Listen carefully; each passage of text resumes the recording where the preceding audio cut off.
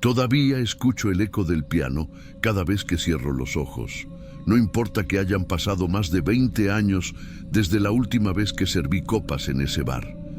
El sonido está ahí, flotando en algún rincón de mi cabeza, como si nunca se hubiera ido. Yo no era la más joven ni la más bonita del local, pero sabía escuchar. Y eso, en el tipo de trabajo que hacíamos, valía mucho más que un cuerpo bonito. Escuchar sin juzgar, mirar sin incomodar, sonreír sin prometer. El bar se llamaba La Lumbre. No tenía letrero, solo una puerta de madera hinchada por la humedad y una lámpara opaca que parpadeaba sobre el callejón. A esa hora, la hora en que los bares cierran y los taxistas desaparecen, todo Veracruz parecía suspirar con olor a tabaco mojado y café quemado.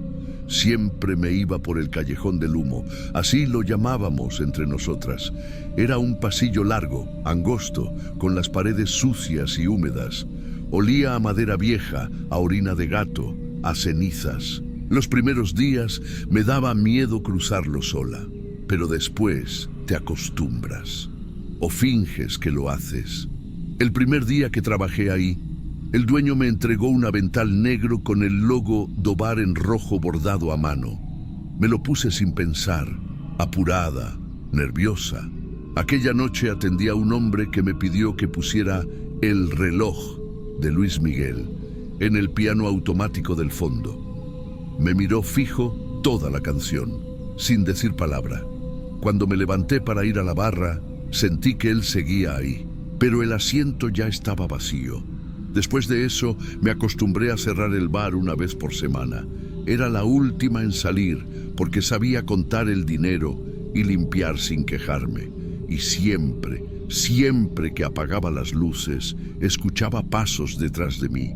No corría, no me volteaba, solo apretaba los dientes, sostenía la respiración y salía por el Callejón del Humo, como si nada. Los pasos siempre se detenían justo antes de que yo cruzara la esquina, como si esa cosa, lo que fuera que fuese, supiera que ahí había faroles, que ahí, en la calle principal, había gente. Al principio pensé que era un cliente borracho, luego creí que era mi cabeza jugándome malas pasadas. Una vez le conté a La Gringa, una compañera del bar. Se rió, me ofreció un cigarro y dijo que el callejón tenía hambre. No entendí, hasta que vi lo que vi. Fue una noche sin lluvia, pero el aire olía a tormenta. Las tejas del bar crujían con el viento. Afuera, el callejón estaba más oscuro de lo normal. No había luna. Apagué el piano, recogí los vasos, conté las propinas, tomé mis cosas y cerré la puerta. Cuando entré al callejón, sentí que algo me esperaba. No alguien, algo. Los pasos no empezaron de inmediato. Fue primero un murmullo, como tela arrastrando en el suelo mojado. Luego sí, los pasos, despacio, firmes, pesados. Me detuve. No debería haberme detenido. Me giré un poco, solo un poco, lo suficiente para ver que alguien estaba de pie al final del callejón, donde la luz amarilla apenas alcanzaba. No tenía rostro, no tenía sombra, pero llevaba el avental negro con el logo rojo, el mismo que yo usé aquella primera noche. Su cuerpo estaba quieto, pero sus brazos copiaban los míos. Si yo me tocaba el cabello, lo hacía también. Si me abrazaba a mí misma, imitaba el gesto. Sentí un frío en la espalda que no tenía nada que ver con el viento. Corrí. No recuerdo haber abierto la puerta de mi cuarto. No recuerdo haberme quitado la ropa. Solo sé que me encerré en el baño, llorando, sin poder explicarme lo que acababa de pasar. Desde entonces, cada vez que cerraba el bar, sabía que me esperaba. No todas las noches se mostraba, pero siempre estaba, lo sentía. Empecé a cambiar mis rutas, a salir antes, a pedir que otra limpiara por mí. Inventé excusas, pero no funcionó. El dueño me llamó un día, molesto, y me dijo que ya no era confiable. Y así, como muchas veces en nuestra vida, una mujer como yo se vuelve reemplazable. Después de que me echaron, No volví a ese bar en mucho tiempo. Pasé por otros lugares, otros nombres, otros callejones, pero siempre que cerraba los ojos, ahí estaba, el eco del piano, los pasos detrás, la figura sin rostro, con mi avental. Durante años intenté convencerme de que fue un delirio, una mezcla de cansancio, miedo y soledad, pero nunca pude olvidarlo, porque había algo que no cuadraba, algo que se quedó dentro, clavado, como una astilla que no deja de supurar. Años después, cuando cumplí 38, volví a Veracruz por necesidad. Una amiga, Sandra, me había dicho que el dueño del bar ahora era otro, que habían hecho reformas, que buscaban a alguien para coordinar la barra. Dijo que con mi experiencia sería fácil. Fui. Contra mi instinto, fui. Todo estaba igual y todo estaba diferente. La fachada seguía muda, pero adentro había luces nuevas, sillones más limpios, un piano digital donde antes había uno de cuerdas rotas. Pero el callejón seguía ahí, más estrecho que nunca, más oscuro. La primera noche de trabajo me asignaron un uniforme nuevo, una blusa roja con bordes dorados, sin avental, pero mientras recogía cosas del depósito, vi algo colgado en una percha oxidada, un avental negro, con el logo rojo bordado a mano. El mío. No podía ser otro. La puntada torcida en la letra L, la mancha opaca de vino en la parte baja. Mi piel se erizó. Esa noche cerré el bar yo sola, y los pasos estaban ahí.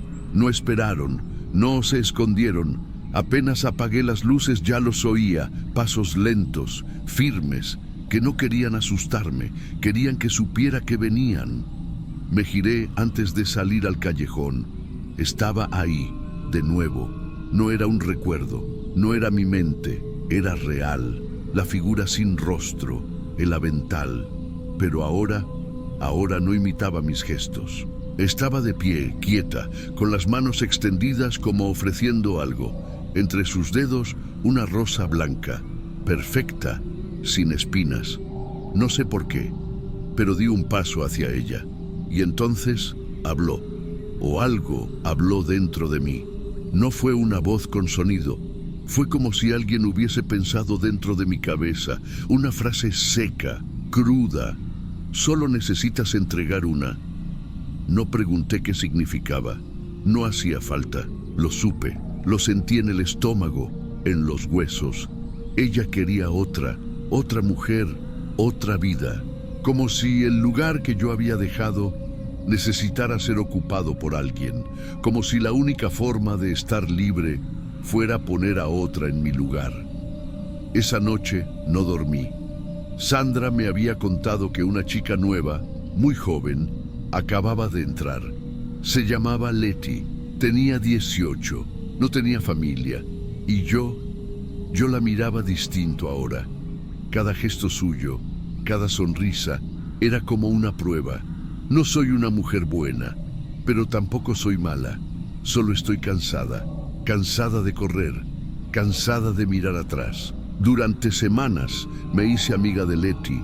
Le enseñé a moverse, a no confiar en los clientes que hablan bajo, a evitar el tequila barato.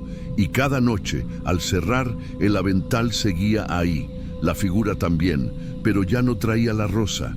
Solo esperaba que yo hiciera lo que sabía que debía hacer.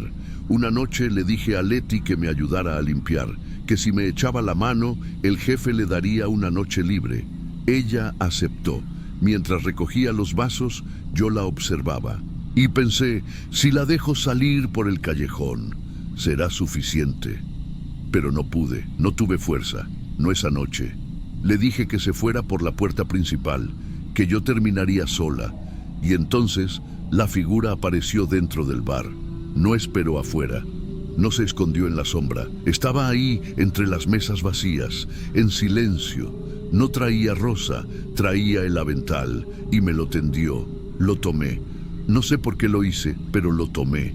Era mío después de todo. Me lo puse y en ese instante ella, la figura, se desvaneció.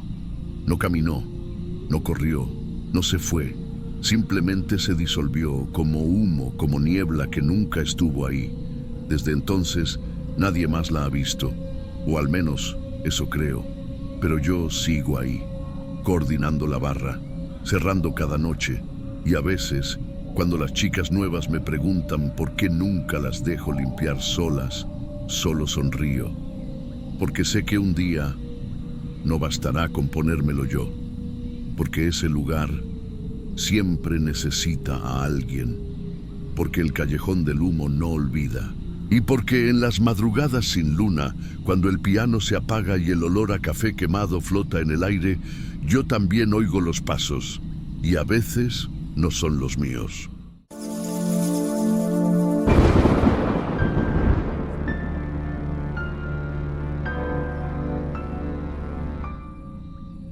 Aún los tengo puestos, no porque quiera, sino porque ya no puedo quitármelos. Fue hace muchos años. Yo todavía era nueva en el cabaret donde ahora soy casi parte del mobiliario. En aquel tiempo me creía invencible. Creía que lo más difícil de mi vida ya había pasado, que por fin estaba en un lugar donde las reglas eran claras. Tú das, ellos pagan. Nadie te promete amor, nadie finge. Todo lo que viene es concreto, directo, crudo. Y entonces llegó ella. No era una clienta, no al menos en el sentido habitual. Se sentó en la esquina del bar, sola, tomando algo oscuro. La recuerdo tan claramente como si fuera ayer. Vestía de negro, con el cabello recogido en una trenza que caía hasta la cintura y las uñas largas, pintadas de un vermellón opaco. Observaba todo con calma, como quien espera a que algo o alguien se rompa. Cuando nuestras miradas se cruzaron, sonrió como si ya me conociera. Yo no sabía cómo reaccionar. Había algo en sus ojos que me incomodaba profundamente. No era lujuria ni superioridad, era certeza. Fue ella quien se acercó. No me pidió una copa, no preguntó por precios. Me entregó una cajita de veludo oscuro y dice, para ti, para que nadie te vuelva a hacer daño.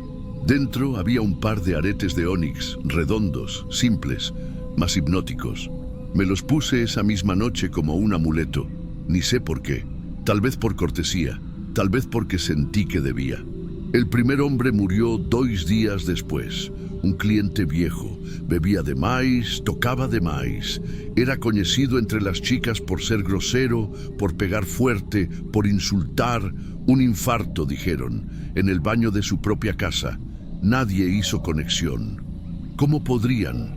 Pero la segunda muerte me dejó sin ar. Un guardaespaldas de los que vienen con políticos o narcos. Entró borracho, tirando billetes al aire. Tomó a una de mis amigas del brazo y la obligó a bailar con él, aunque ella no quiso. La empujó contra una columna. Me metí. Le dije que se fuera, que si quería pelear, lo hiciera con alguien de su tamaño. Usaba los aretes. Esa misma noche lo encontraron apuñalado en una calle cerca del mercado. A partir de ahí empecé a notarlo. Siempre que los usaba, algo pasaba. Un cliente agresivo desaparecía. Un taxista que me acosó amaneció en una cuneta. Un dealer que una vez me escupió en la cara fue encontrado colgado de un árbol detrás del cabaret. Nunca hubo pruebas. Nunca hubo escándalo, solo coincidencias, y yo, como una tonta, lo seguía usando, porque me sentía fuerte, protegida, como si por fin tuviera una arma en este mundo de perros. Mis amigas decían que me veían distinta, que algo en mí había cambiado. Yo decía que era seguridad, que finalmente sabía decir no, pero en el fondo empezaba a temer.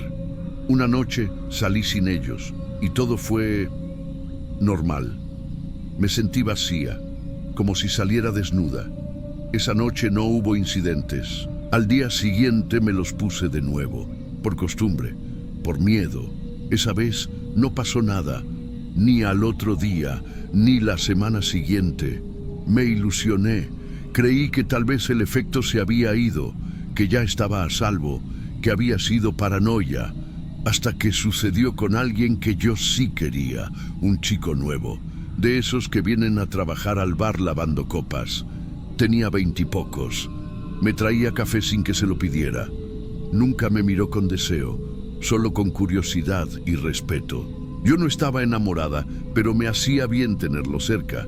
Un día me abrazó, solo eso. Dijo que yo merecía algo mejor. Esa noche me puse los aretes. A la mañana siguiente, él no vino a trabajar. Dijeron que cayó de una azotea. Dijeron que fue un accidente. Yo no dije nada. Solo corrí al baño, me encerré y traté de quitármelos. No pude. No es que no quisiera, es que dolía, como si la carne me ardiera, como si algo invisible sujetara los aretes por dentro de mi piel.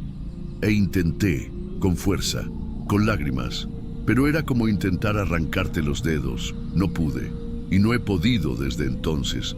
Ahora los cubro con el cabello. Nadie los ve, pero están ahí, como ojos, como cuchillas, como una promesa que ya no entiendo. A veces me pregunto si fue ella, la mujer del bar, la que me los dio. Nunca volvió. Nadie más la vio. No sé su nombre. No sé si me escogió por algo o si solo fui la primera. Lo único que sé es que desde entonces, cada vez que siento la tentación de defenderme, los toco. Y tengo miedo, porque sé lo que pueden hacer y sé que algún día pueden volverse contra mí. Hay noches en las que me despierto convencida de que alguien susurra mi nombre desde el espejo. No hay nadie, claro, solo mi reflejo y los aretes. Intenté quitármelos una segunda vez. Esperé una semana entera sin tocarlos. No los usé, no los miré. Fingí que no existían, pero la piel alrededor de mis orejas comenzó a enrojecer, como si se infectara. No había nada allí, ni herida, ni pus, ni alergia, solo ese ardor. Me los puse de nuevo por miedo, y el ardor se fue. Eso fue lo que me quebró. No que mataran, no que se alimentaran de mi miedo, sino que me necesitaran tanto como yo empecé a necesitarlos. Una noche, una de mis compañeras desapareció. Había discutido conmigo, dijo que yo me creía superior, que caminaba por el cabaret como si fuera dueña del lugar, que mis clientes se volvían sumisos por arte de magia. No le contesté. Ni siquiera pensé en ella cuando me puse los aretes esa noche, hasta que dijeron que la habían encontrado en un canal, flotando, con el cuello torcido. La policía no investigó mucho. Problemas del oficio, dijeron. Ahí fue cuando entendí. No solo respondían a mis pensamientos, respondían a mis emociones, y yo no podía controlar todas, ni siquiera las pequeñas rabias, ni los resentimientos dormidos, ni los deseos fugaces de que alguien desapareciera. Estaban ahí, esperando, escuchando. Empecé a pensar en cosas que no quería pensar. ¿Qué pasaría si odiaba a alguien solo por un segundo? ¿Y si me frustraba con el portero, con el tipo que sirve las bebidas, con la recepcionista? ¿Y si un cliente me decía algo que me lastimaba y, sin querer, deseaba que se fuera al carajo? ¿Cuántos tenían que morir por culpa de mis impulsos? Fue entonces cuando planeé mi última salida. Tomé un bus y me fui al otro lado de la ciudad, a una joyería antigua, regentada por un hombre que había sido orfebre durante 40 años. Le mostré los aretes. Le pedí que los fundiera. No quería conservar ni una pieza, ni la forma, ni el color, ni el recuerdo. El hombre los tomó en la mano y se quedó en silencio. Dijo que eran de ónix verdadero, pero algo lo incomodaba. Me preguntó de dónde los había sacado. Le dije que no importaba, que solo quería destruirlos. Intentó quitármelos. No pudo. Intentó usar una herramienta pequeña, como una pinza. Apenas la acercó a mi oreja, grité. La quemadura fue instantánea, como si me hubiera tocado con metal al rojo vivo. El orfebre retrocedió. Se persignó. Dijo que no volvería a intentarlo. Me pidió que me fuera, que no volviera jamás. Esa noche dormí en un hotel barato cerca de la terminal. Soñé con la mujer del bar. En el sueño, ella se sentaba en mi cama, me miraba y decía: «Tú aceptaste, No te hagas la víctima ahora. Al despertar mis orejas estaban sangrando, pero los aretes seguían ahí, negros, brillantes, incrustados. Volví al cabaret porque no tenía a dónde más ir. Volví con una sonrisa rota, con la cabeza baja y con la certeza de que nadie podía ayudarme. He intentado todo: agua bendita, brujos, pastillas para dormir, psicólogos. Nadie puede quitarlos, nadie puede entender lo que significan. Hoy, cuando los toco, no pienso en protección, pienso en condena. Cada vez que alguien se me acerca con intención de hacerme daño, algo los detiene y yo finjo que es porque soy fuerte. Pero sé que no soy yo, son ellos. Y cada vez que alguien muere, me siento un poco menos humana. Como si esos aretes no solo se alimentaran del odio ajeno, sino del mío, del que no sabía que tenía. ¿Quién me los dio? ¿Y por qué yo? Tal vez alguna vez fui buena, tal vez alguna vez merecí protección, pero ahora ya no sé. Ahora, cada noche, me maquillo como siempre. Salgo al salón, bailo, sonrío y me pregunto quién será el próximo o cuándo será mi turno. Porque lo peor no es no poder quitártelos. Lo peor es que, después de un tiempo, ya no quieres.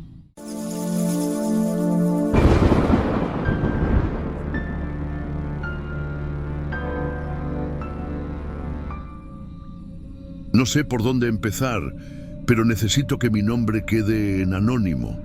Esto no es una historia de fantasmas. No hay gritos ni sombras que se arrastran por el suelo. Pero todavía, después de tanto tiempo, no puedo subir a un quinto piso sin mirar 2 veces atrás. Trabajo como acompañante desde hace unos años. No lo digo con vergüenza, pero tampoco con orgullo. Es lo que hay. Me muevo por hoteles del centro de Porto Alegre, casi siempre los mismos. Ya sé qué recepcionistas hacen la vista gorda, qué pisos tienen cámaras y en cuáles es mejor no quedarse más de 1 hora. Esa noche era una más. Me contactaron por una plataforma que usamos entre nosotras e inmediatamente reconocí el nombre del hotel. No es de lujo, pero tampoco un cuchitril. Tiene alfombras rojas en los pasillos, mármol viejo en el lobby y un ascensor de esos que rechinan cuando paran en cada piso. El cliente pidió que llegara a las 10, pero lo que me pareció raro desde el principio fue su insistencia en que usara la escalera de servicio. Pensé que era por discreción. Hay clientes que no quieren aparecer en cámaras y uno ya aprende a no hacer preguntas. Aún así, me dejó incómoda. Subí por la escalera como me indicó. Estaba húmeda, con ese olor a productos de limpieza mezclado con humo rancio. El sonido de mis tacones rebotaba contra las paredes y me hizo sentir más expuesta que nunca. Al llegar al quinto piso, la puerta estaba entreabierta. No había nadie en el pasillo, solo un zumbido bajo, como de una lámpara a punto de apagarse. Algunas luces del techo parpadeaban, otras directamente estaban quemadas. Toqué la puerta del cuarto. Siento que... No, mejor no digo el número. Él abrió de inmediato. Era un hombre común, 40 y tantos. Camisa beige, pantalón de oficina, ni gordo ni flaco. Sonrisa tranquila, nada alarmante. El cuarto estaba en penumbra. Solo una lámpara de pie encendida en la esquina y la televisión sin volumen mostrando el canal del clima. Me ofreció agua, pero no tomé. Dijo que solo quería conversar un rato antes. Me senté al borde de la cama, sin quitarme los zapatos, esperando la típica charla tensa de 5 minutos, pero no fue así. Me preguntó cómo estaba mi rodilla. Mi corazón dio un salto. No entendí. La derecha, añadió. ¿Todavía te duele cuando cambia el clima? Ahí supe que algo no estaba bien. Esa cicatriz la tengo desde los 15 años. Fue un accidente en una excursión escolar. Me caí por un barranco. Nunca subí fotos, nunca lo conté en redes. Solo lo mencioné una vez en un grupo cerrado de WhatsApp entre compañeras de trabajo. Me quedé muda. Él se levantó, caminó hasta la pequeña terraza del cuarto y con un gesto me indicó que lo acompañara. Dudé, pero fui. La ciudad se veía apagada desde allí, como si fuera domingo de madrugada. «No debiste haber bajado esa cuesta aquel día», dijo. «Tu mamá te dijo que no fueras, ¿verdad?». Lo miré con la garganta seca. Él no hablaba como alguien que buscó mis datos, hablaba como si hubiese estado ahí. Me dijo el nombre de mi maestra de primaria, el color del vestido que usaba yo esa tarde. Me dijo cosas que ni mi ex sabía, cosas que me daban vergüenza recordar. Volvimos al cuarto en silencio. Yo dije que quería irme. Él solo asintió, como si ya lo supiera.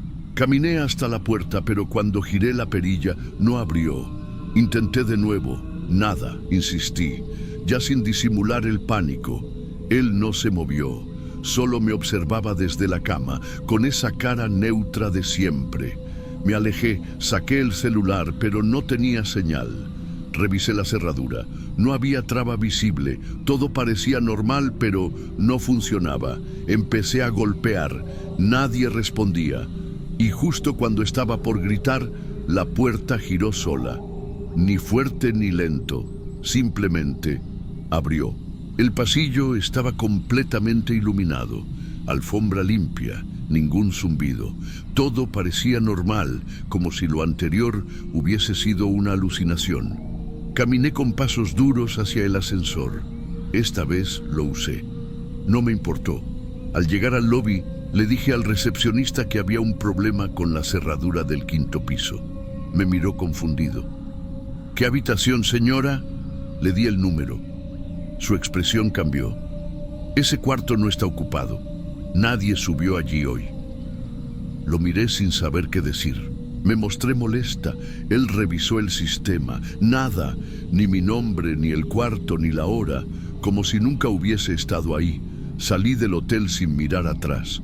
Caminé rápido, casi corriendo, con los tacones golpeando la acera, como si me estuviera persiguiendo algo invisible. Cuando llegué a la esquina, me detuve solo para encender un cigarro, aunque llevaba meses sin fumar. Tenía las manos temblando. Esa noche no dormí. Revisé el celular.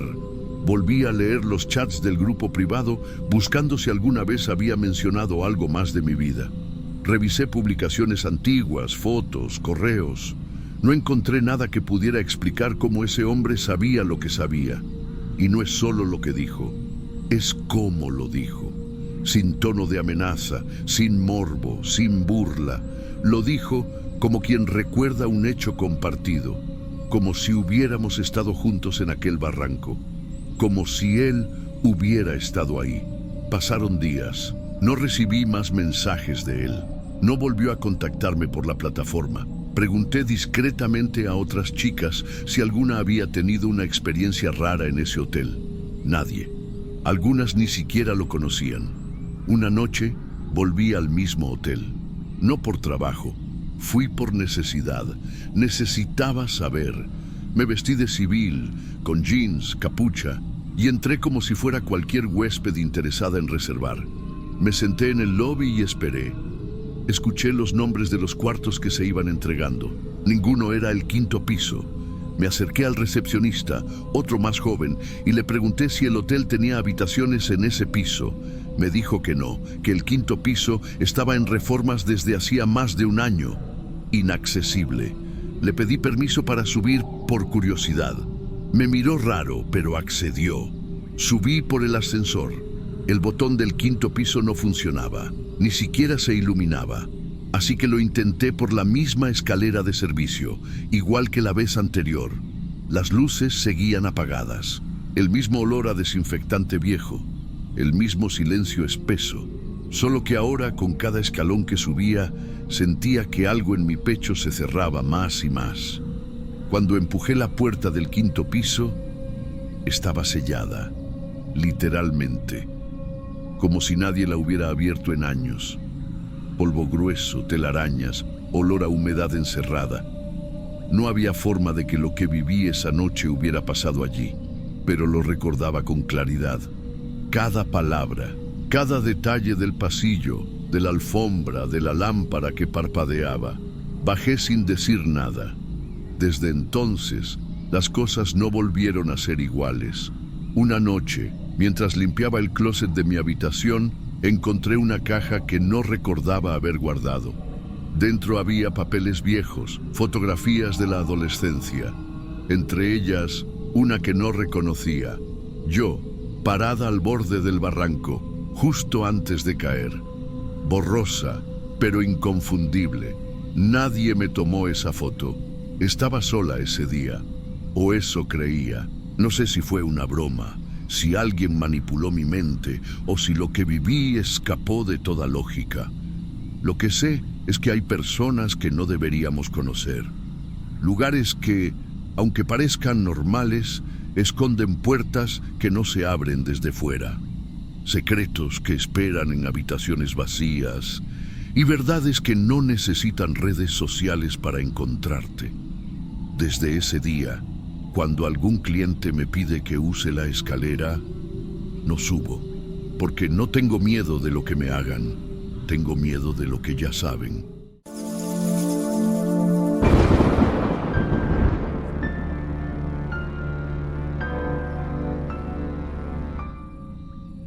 Siempre pensé que un perfume no podía matar, hasta que en la madrugada me enseñó lo contrario. Era miércoles, la música ya se había apagado y las luces del club titilaban como si también quisieran irse a dormir. Yo me estaba quitando las pestañas postizas frente al espejo del camerino cuando ella apareció, una clienta que nadie más recordaba haber visto entrar. Parecía una abuela perdida, pero había algo en sus ojos, algo fijo.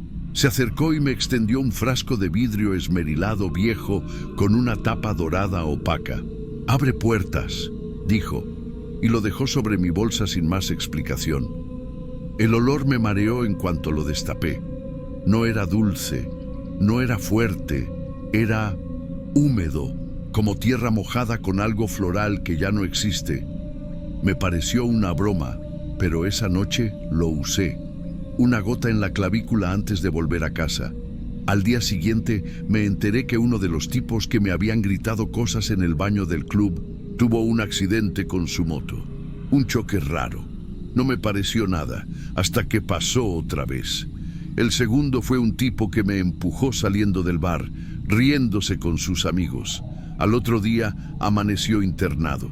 La tercera vez ya me costaba dormir.